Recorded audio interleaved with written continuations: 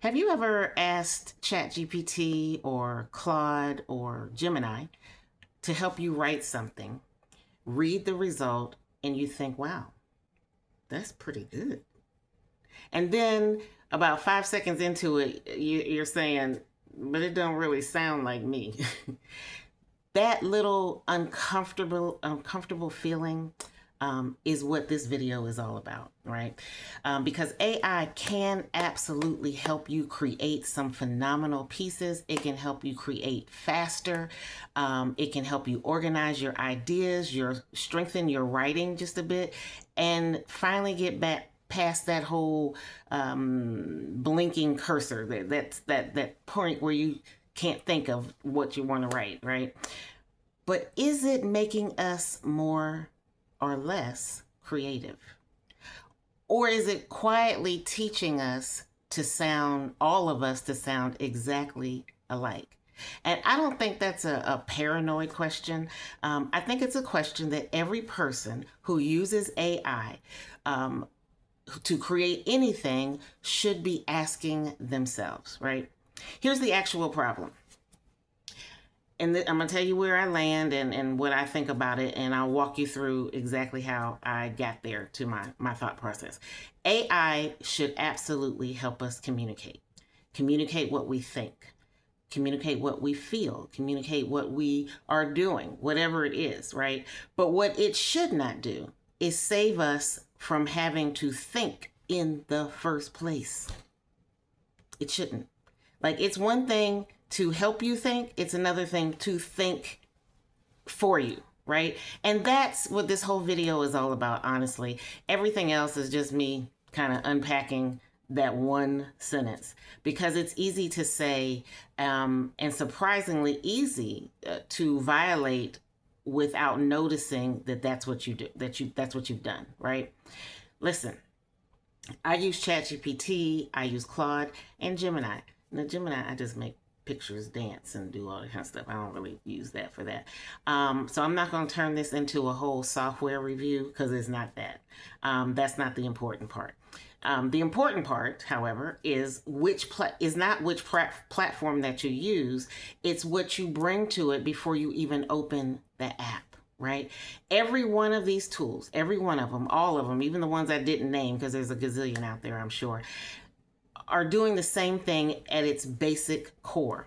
It predicts what a good response probably looks like based upon an enormous pile of writing that already exists. That's it. That's genuinely, now that's truthfully, that's useful, right?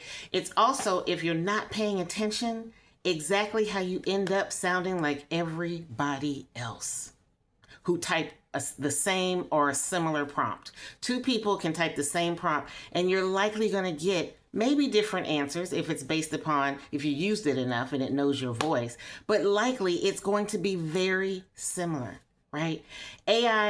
What AI can't do is give you your lived experience. It can't know your exact opinion unless you tell it what your opinion actually is. It can imitate a voice, right? But it doesn't walk around with your voice the way you do. It borrows what it's a version, right, of confident business owner or even a warm mentor from 1,000 examples out there, millions of them. And if you don't correct it, if you do not correct it, you get a very competent stranger writing your content. Listen, let me tell you how here's my actual process, not the polished version. I bring the thought first, the opinion, the memory, the hopes, the dreams, the thing that annoyed me, the story about a client or a mistake I made 20 years ago in real estate. Sometimes I do ask AI to help me brainstorm. I'm not going to pretend I never do that. I think that's a good thing for it to do, right? But I still decide which idea that we brainstorm has the most validity to it, it makes the most sense for me, right? AI can hand me 20 or 30 possibilities, but I'm the one who knows which one makes me sit up and say, wait a minute, I like that. That makes sense. I can work with that, right?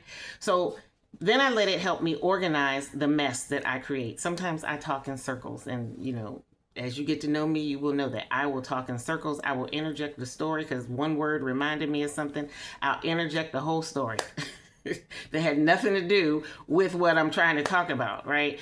I'll start a sentence, remember something completely unrelated in the middle of that sentence, and land somewhere I didn't even plan on landing, right? Like just now. AI is genuinely good at taking that, filtering it out, and finding the shape inside of it. AI is really good, especially chat. But I do reject quite a bit. I reject quite a bit of what it gives back to me, right? Not because it's wrong, but because it's bland. It's boring.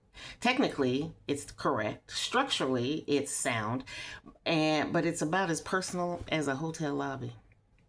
So I ask it to rewrite and rewrite, sometimes 3 or 4 or 5 times. And I'm not looking for better grammar at that point. What I'm looking for is me. I need you to be me, right? If a paragraph could have been written by literally any woman over 50 who is starting a business, I throw it out and start over with more of my own mess, what's up here, in it, right? And sometimes I use different tools for different jobs, like one for organizing, one for research, one for another for pushing back on my logic, because I will tell it, listen, don't be a yes man, don't be a yes computer. I need you to challenge me, right? So oftentimes I have it challenge me, right? I use one for a rough first draft and then another one to polish it up a little bit. I treat AI like a very, very capable assistant. Not the final authority, and certainly not the one responsible for what goes out under my name, Kelly Janine, right? Because whatever I publish, I own. The good parts, the bad parts, the mistakes, the opinions, all of it. It belongs to me, not AI, right? Listen, I can write one sentence that's raw, that's funny, and it's completely honest, right? And AI will sometimes hand it back to me wearing a formal gown at a company barbecue. Technically stunning, absolutely no idea what the assignment was. This is the part that I need you to sit with. This is the part that I need you to marinate on, right? Because it doesn't happen the way people think it does. Nobody sits down and decides, today I'm going to erase my personality. Nobody does that, right? It happens one accepted suggestion at a time. You're tired, it sounds good, you hit accept, you post it wherever you're posting, right? You do that enough times, and one day you're going to read something that you supposedly wrote, and you don't even recognize the person who wrote it. I remember I called Chat Keisha. I gave Keisha something I wanted her to write, and I was reading it, and I was like, that don't a bit more sound like me than a man in the moon, right? And let me say this, and it's going to sound a little uncomfortable, but let me say this. Let me hold your hand when I say this. Technically good writing can still be empty, soulless. You know the kind, right? Every paragraph already knows where it's going. You already know where it's going. You can do that in movies, right? We watch movies and you know how it's going to end. Nothing surprises you. Nothing wanders. Nothing's a little different. Nothing is like, oh, wow, I didn't think about that. It's the writing equivalent of elevator music. Pleasant, but forgettable. And somehow it's present in every building you've ever walked into. Now, we're reaching a strange point. We are reaching a strange point in society where writing can be so polished, so structured, and so perfectly behaved that people assume, right, a human couldn't possibly have written it. That should tell you something. That should tell you a lot. I'll show you what I mean, and I have proof of this. I asked one of my AI tools, which is, I told you, Keisha, ChatGPT. And I'll tell you that whole story another day, how she got a name, to write 100 words for Substack. I gave her the topic. That's it. Nothing else. It was a test. I ran it through Pangram, which is Substack's AI detector, right? They can tell if what you've written, you wrote it or AI wrote it, okay? It came back 100% AI. Not shocking, because it was. I gave her a topic, she wrote it, I copied it and pasted it, and then I did the test, and it said 100% AI. Then I added only one paragraph that I wrote at the top. It was my own paragraph. I didn't have AI correct it. I didn't have AI challenge it. I didn't have AI check the grammar or the spelling. It was spelled right, but it was my own paragraph written by me, not touched by Keisha at all. I didn't remove one word of what she wrote. I just added or inserted my own paragraph. I ran it through the checker again. 100% human. The AI detector isn't perfect. The AI detector is, I'm not saying you should try to trick it. You should write your own stuff. Okay. But the AI detector that Substack uses is not perfect, right? It was the same AI writing, word for word. The only thing that changed was that I finally showed up. My natural thinking style is not great, I promise you. I get distracted. Like I told you, I take detours. I'll bring up something my dog Kingsley did that has nothing to do with the topic, right? And somehow it ends up being the entire point. Those imperfections that we have in the way that we write aren't flaws that I need AI to correct or to smooth over or to polish, right? They're often the only proof that a real person was actually ever even involved, right? Now listen, can we talk about how much AI loves a list? Any list. It doesn't matter the topic. It doesn't matter what the topic is. It's going to make a list. Ask it about grief, and it'll hand you 3 bullet points and a call to action, CTA. And then it gets inspiration fast. It gets real inspirational real fast, right? If you mention faith without very specific instructions, and suddenly, all of a sudden, you are a 75-year-old old Black Baptist preacher from the backside of Alabama, okay? It's showing up in a business caption, right? Or showing up somewhere that's not appropriate. Listen, that man was not invited. I don't know why Keisha decided to bring him along. None of that, however, makes AI bad. It doesn't. It just means that it's guessing at a voice instead of having one. Which brings me to my favorite comparison. Claiming you created something when AI supplied every single solitary thought is kind of like telling people you cooked dinner because you ordered or picked up the DoorDash from the front step. It's the same thing. Listen, this is how we're going to protect our creativity going forward. Here's the practical part, because I don't want to leave you with just a warning, right? And no plan.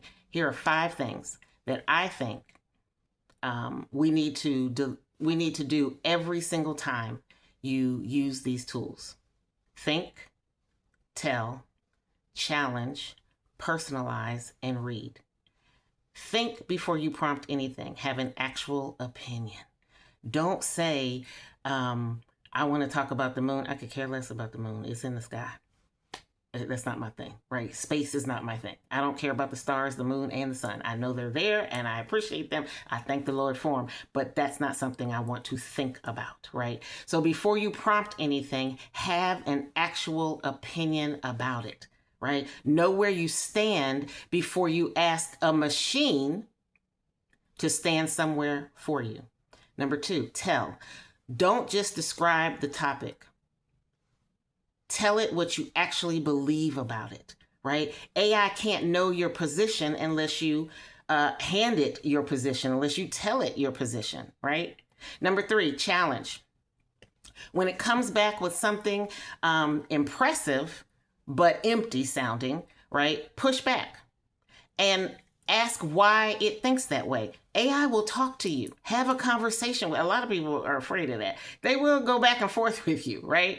Tell it plainly that it isn't saying anything yet. What you've said is about as boring as white milk, okay?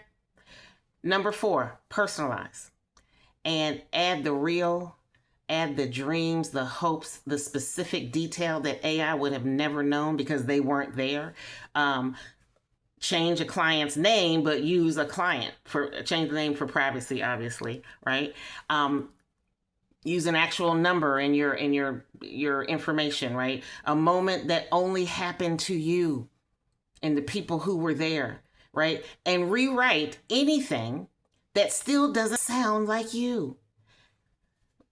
Even if it sounds better. If it doesn't sound like you, what's the point? So what, right? Better isn't the goal. Truth is the goal.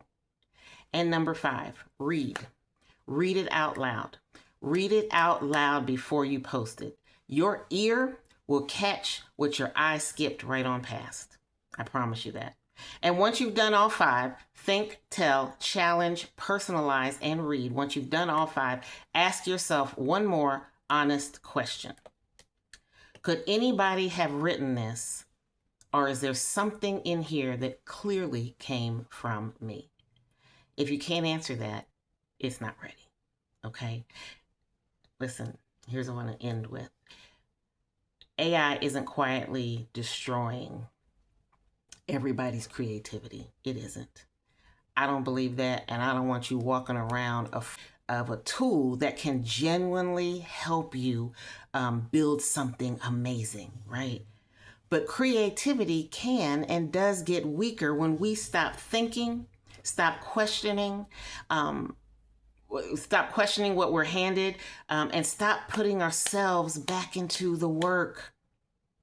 Use the tools. Get the help. Let AI organize the mess in your head if you need to, whatever it is, right?